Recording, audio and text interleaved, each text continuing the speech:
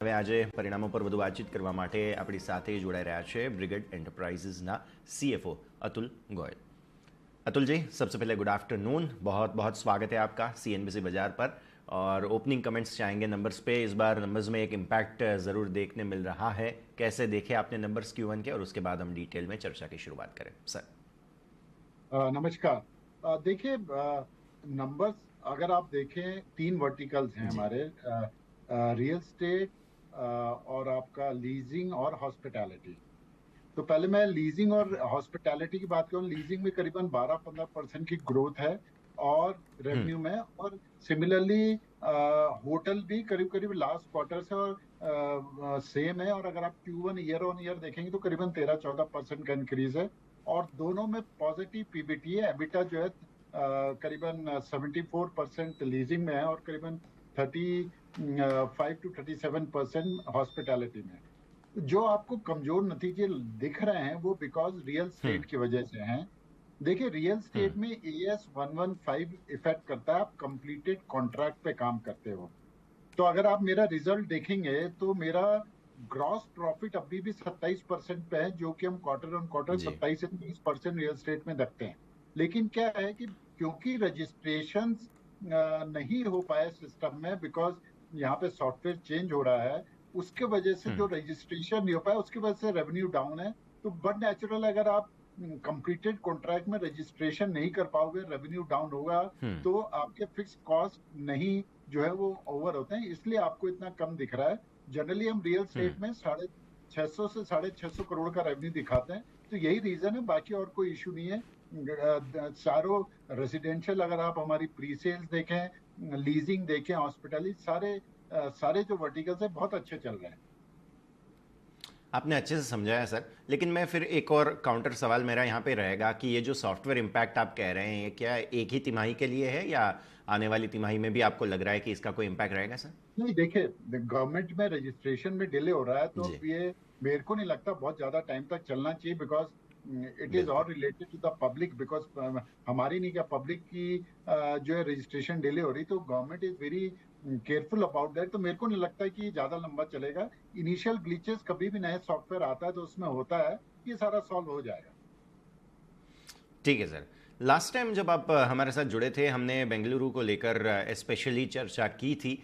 अब so far Q1 numbers में किस प्रकार का रिस्पांस, क्योंकि ये ऐसी तिमाही रही है जहां पे लोग फिर से एक बार जो वर्क फ्रॉम होम से वापस आके आगे बढ़ रहे हैं, तो ऐसी सिचुएशन में किस प्रकार का परिवर्तन ये Q4 Q1 इन दोनों के नंबर से क्या कंक्लूजन निकल रहा है बेंगलुरु मार्केट को लेकर, ये मैं थोड़ा समझना चाहूँगा सर। बेंगलुरु का जो रेसिडेंशियल मार्केट है जी। बहुत अच्छा चल रहा है। अगर आप देखें, अभी आप लेटेस्ट रिपोर्ट्स पढ़ें तो इन्वेंट्री ओवरहैंग खाली 10 महीने की इन्वेंट्री है बेंगलुरु में। हमारी खुद जी। की जो है अब खाली 3 मिलियन रहेगी। पिछले क्वार्टर 4 मिलियन थी, अब 3 मिलियन रहेगी, क्योंकि इतनी ज्यादा सेल है। तो दूसरा, आप एब्जॉर्प्शन देखें, एब्जॉर्प्शन विजावी लॉन्चेस जो 1.25 टाइम्स है, मतलब आपका एब्जॉर्प्शन जो है वो बहुत ज्यादा है विजावी आपका जो लॉन्चेस हैं या जो इन्वेंट्री है। सो ये सब दिखाता है। और दूसरी बात क्या है, कंसोलिडेशन है। अच्छे डेवलपर जिनकी अच्छी रेपुटेशन है वो बहुत अच्छा बेच रहे हैं। IT, global capability centres, e commerce वगैरह, ये सब अच्छा कर रहे हैं। आईटी में शुरू शुरू में थोड़ा सा लगा था, लेकिन अब ऐसा कोई इशू नहीं है, और इसलिए सेल जो है मेरे को लगता है डिमांड बहुत अच्छी है। प्राइस इंक्रीज हम ले पा रहे हैं करीबन। अगर आप Q4 to Q1 देखें तो कम से कम 3 से 4% की प्राइस इंक्रीज है ओवरऑल। करीबन जी। बेंगलुरु मार्केट में 9-10% की प्राइस इंक्रीज है। तो ओवरऑल बहुत अच्छा है, और मेरे को लगता है ये जो साइकिल है ये आगे जाके भी सस्टेन करेगी। ये मेरा ही नहीं, सारे डेवलपर्स का मानना है। ठीक है सर। इसके अलावा पिछली बार जो हमने चेन्नई मार्केट की बात की थी, आपने बताया था 3-4 तिमाही लगेंगी, 3-4 क्वार्टर लगेंगे। अब क्या अपडेट है यहाँ पर, किस प्रकार से एंटिसिपेशंस और इनलाइन चल रहे हैं जो हमारे एक्सपेक्टेशंस थे उनके? बिल्कुल इनलाइन चल रहे हैं, और मेरे को लगता है Q3 या Q4 में 1 से 2 लॉन्चेस हम चेन्नई में जरूर करेंगे, और ओके। हमारी पूरी कोशिश है। और अप्रूवल्स सारा जो सिस्टम है वो वर्क कर रहा है। अप्रूवल्स हम ले रहे हैं, तो लेते ही हम 101% Q3 या Q4 में लॉन्च करेंगे। ठीक है सर। इसके अलावा अब फेस्टिव सीज़न, वेडिंग सीज़न, इन सब के वजह से हॉस्पिटैलिटी सेक्टर को कैसे देख रहे हैं आप? क्योंकि हमने देखा है ऑक्यूपेंसी जो है वो स्काई हाई हो रही है, काफ़ी अच्छा डिमांड सिनेरियो है। यहाँ पे कोई कैपेसिटी एडिशन, एक्सपेंशन की कोई हॉस्पिटैलिटी सेक्टर में आपकी योजना हो तो इसके बारे में भी बताइए अतुल जी। देखिए हॉस्पिटैलिटी में बहुत अच्छा चल रहा है। मेरी 67% ऑक्यूपेंसी एरा हम्म। 6,400 के आसपास है, जो कि बहुत अच्छा है। तो बिल्कुल। मेरे को और जिस तरीके से हॉस्पिटैलिटी में वापस डिमांड आई है, ये यहाँ पे स्टे करनी है। और हॉस्पिटैलिटी अगर आप देखें जो फेस्टिवल सीजन में बहुत अच्छी होगी। बैंकेट्स और बैंकेट जो है वो वापस आए हैं। माइस जो है कॉर्पोरेट जो आपके कॉन्फ्रेंसेज है वो बहुत ज्यादा वापस आ गई हैं। तो मेरे को लगता है ये कंटिन्यू करेगी। हाँ, हमने अभी कोई नया होटल नहीं सोचा। अभी एक होटल हमारा कंस्ट्रक्ट हो रहा है मैसूर में। वो एक अभी जी। जिसपे हम कंस्ट्रक्शन कर रहे हैं। बाकी दो तीन और होटल लाइन में है, लेकिन अभी हम सोच रहे हैं कि कौन सा लैंड हम होटल में कन्वर्ट करें। बट अभी फिलहाल एक ही होटल है। डेफिनेटली पिछली बार भी आपने इसके बारे में ज़रूर बात की थी। अब अच्छा है आपने इसको और मेंशन भी किया है। तो अतुल जी, इसके अलावा रियलाइजेशंस और मार्जिन्स के ऊपर क्योंकि एक एक्सपेंशन देखने मिली है, तो थोड़ी सी कॉस्ट को लेकर और ये जो सारे प्रॉब्लम्स थे उसको लेकर मैं समझना चाहूँगा, क्योंकि ये प्रॉब्लम्स ज़रूर थे। ऑब्वियसली पास ऑन वगैरह की बात तो होती रहती है, लेकिन साथ ही साथ एक कॉस्ट की कमी होना भी ज़रूरी है। तो ये जो इन्फ्लेशनरी प्राइजेस का सिचुएशन था, थोड़ा सेटल होता हुआ आपको देखने मिल रहा है Q1 में सर? डेफिनेटली सेटल हो रहा है। और जी। अगर आप देखें इन्फ्लेशन जो इस समय कंट्री में, वो फूड इन्फ्लेशन है, मटेरियल इन्फ्लेशन नहीं है। जी। तो धीरे बिल्कुल। धीरे वो बिल्कुल सेटल हो रहा है। और अगर थोड़ा बहुत कहीं इंक्रीज हो रहा है तो डेवलपर जो है आज की तारीख में इंक्रीज ले पा रहे हैं। तो ये पूरा स्ट्रक्चरल शिफ्ट है मार्केट में। तो मेरे को नहीं लगता कि इसमें कोई इतना इश्यू आएगा।